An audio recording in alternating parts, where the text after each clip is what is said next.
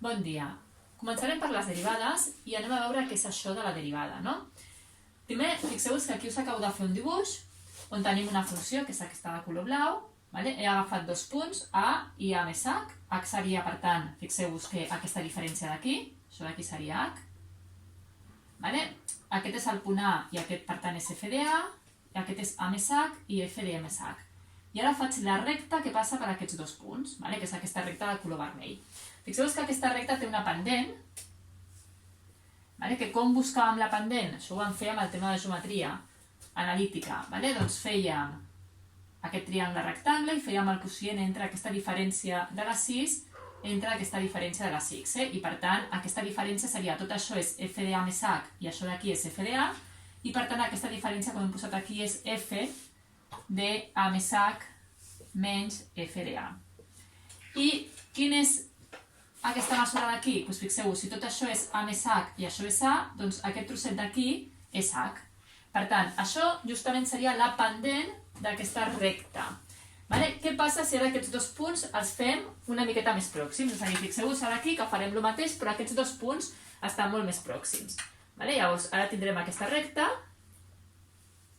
i de la mateixa manera la pendent serà, si agafem aquest triangle rectangle per buscar les pendents, serà aquest trosset d'aquí, que és f d'A més h menys f d'A, dividit entre aquest trosset d'aquí, que justament és el que li hem dit la h.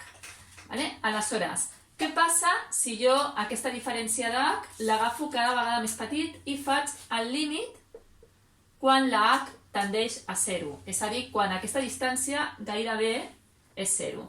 Aleshores, si aquesta distància gairebé és 0, aquests dos punts coincideixen i em quedarà justament, ara ho farem en el dibuix, però la recta tangent a aquesta curva.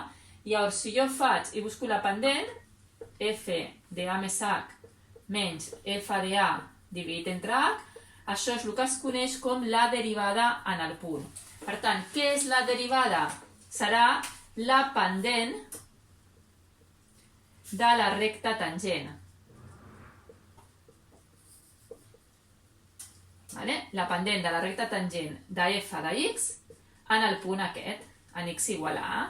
Per què? Perquè fixeu-vos que si jo aquest punt el faig molt pròxim, quan h tendeix a 0, aquest punt coincideix i per tant, justament la recta que passa per aquest punt, fixeu-vos que és justament la recta tangent a aquesta funció. Per tant, aquesta és la definició de la pendent, que a partir d'ara us posaré un exercici en el següent vídeo i veurem quina és la seva interpretació amb tot això.